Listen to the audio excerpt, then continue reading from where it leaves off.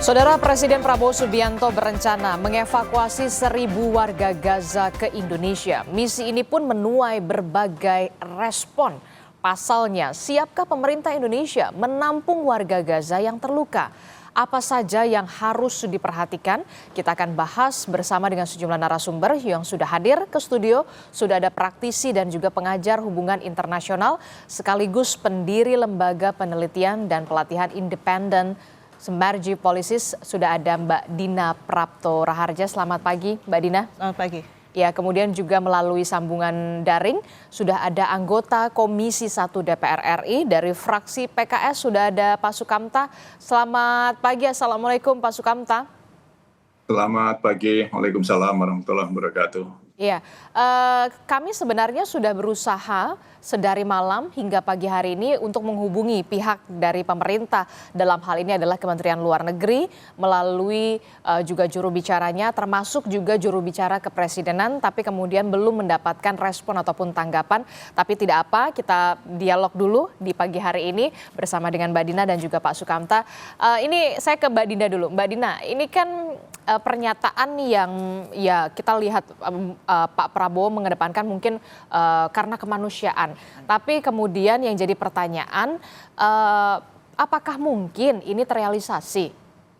Oke, dimensi kemanusiaan memang satu faktor yang penting untuk jadi perhatian, bukan hanya Indonesia tapi dunia. Karena itu yang memang missing ya dalam perhatian dunia saat ini. Tapi kita perlu lihat bahwa di Timur Tengah sendiri proses negosiasi itu benar-benar belum menuju konvergensi, belum mengerucut ke satu hal yang akhirnya bisa ada titik temu. Masih deadlock? Masih deadlock. Jadi negara-negara yang dikunjungi oleh Presiden Prabowo kali ini ke Timur Tengah itu sebenarnya negara-negara yang posisinya bukan di satu meja ya dalam soal penyelesaian masalah Israel-Palestina ini.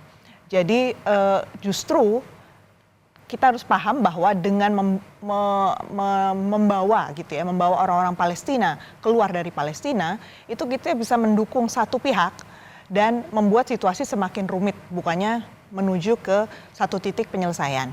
Mendukung satu pihak ini dalam hal ini adalah mendukung Israel dan Amerika Serikat yang kemudian kita tahu Israel dan Amerika Serikat yang karena kita sedari awal memang menginginkan rencana ini. Yang menginginkan untuk displacing people kan, untuk mengeluarkan orang-orang dari Gaza. Jadi saat ini dari pihak Amerika Serikat beserta para sekutunya seperti Uni Emirat Arab, kemudian Qatar, mereka Saudi Arabia, mereka juga inginnya yang penting segera ada rekonstruksi di Gaza dan mereka akan terlibat, sudah lengkap dengan rencananya dan segala macam untuk rekonstruksi dan proyek-proyek apa saja yang harus mereka jalankan. Di pihak yang lain ada Turki misalnya, Turki juga ingin terlibat, tapi mereka tidak satu pandangan tentang caranya karena Turki juga punya proyek sendiri nih untuk bukan hanya Suriah tapi juga berhadapan dengan Israel yang merupakan musuh juga di kawasan tersebut. Kemudian Israel masih melihat dua pihak nih, ada Iran yang saat ini mendanai Hamas kan, tapi jangan lupa Qatar juga mendanai Hamas dan Qatar itu kaki tangannya Amerika Serikat juga. Jadi kalau dilihat dari situasinya, Israel ini kan kuncinya satu, dia nggak mau mengakui Palestina, hanya ada satu negara saja. Sementara di sisi yang lain, kita lihat Palestina juga inginnya tidak ada Israel. Jadi dengan kita secara nggak langsung, kita bawa aja deh orang-orang ini ke Indonesia, kita berada di posisi kita mau buat satu negara itu diberesin aja deh dulu. Padahal Gaza itu kalau kita lihat secara fisik ya, kenapa dia jadi satu perhatian dunia? Karena Gaza itu tempat yang full diisi oleh orang-orang Palestina, berbeda dengan tepi barat. Oke. Lalu saat ini kalau kita berpikir mau buat two-state solution, harusnya kan yang kita pikirkan adalah posisi negara-negara yang pro untuk two-state solution, bukan yang satu solution. Dan posisi negara-negara itu sekarang sedang dilemahkan juga oleh Amerika Serikat.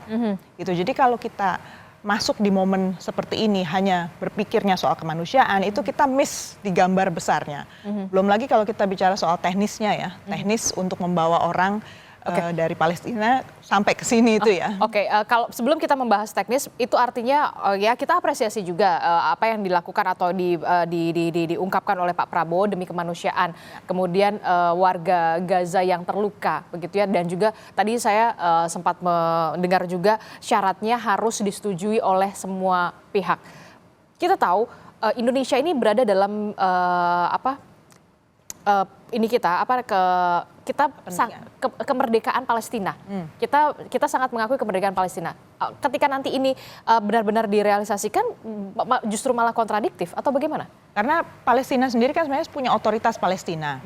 Yang ternyata dari waktu ke waktu selama bertahun-tahun belakangan ini justru dilihat semakin melemah dan terlalu bergantung sama Amerika Serikat. Hamas makanya muncul kemudian menguat sebagai satu kekuatan dan akhirnya melakukan resistensi macam-macam. Karena mereka berpikir harusnya arah kita adalah terpisah dari Amerika Serikat. Istilahnya decoupling gitu kalau istilah international relations-nya. Kita berpisah dari Amerika Serikat lah kalau memang betul-betul mau independen. Nah, Palestinian Authority ini baru saja mengikuti kemauan Amerika Serikat dengan menunjuk Perdana Menteri baru. Namanya Mustafa.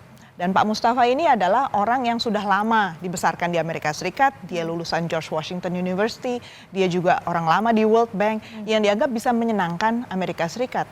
Tapi inilah yang kemudian dilihat oleh pihak Palestina sendiri, internal di dalam itu kan makin terpecah. Mereka lihatnya, loh kok malah nggak ada proses demokratis untuk memilih orang ini, kok tahu-tahu malah pro ke Amerika. Jadi kita malah melihat solusi itu memang kompleks, dan dengan mata kita yang tidak rutin berada di Timur Tengah, apalagi Kementerian Luar Negeri tidak hadir di sini untuk bicara, dan ternyata memang di dalam Kementerian Luar Negeri kan nggak ada divisi khusus yang benar-benar diperkuat ya. Kalau kita konsisten mau melihat isu Israel Palestina kan harusnya ada Direktorat Timur Tengah yang sangat kuat, yang betul-betul didukung oleh Kementerian Luar Negeri.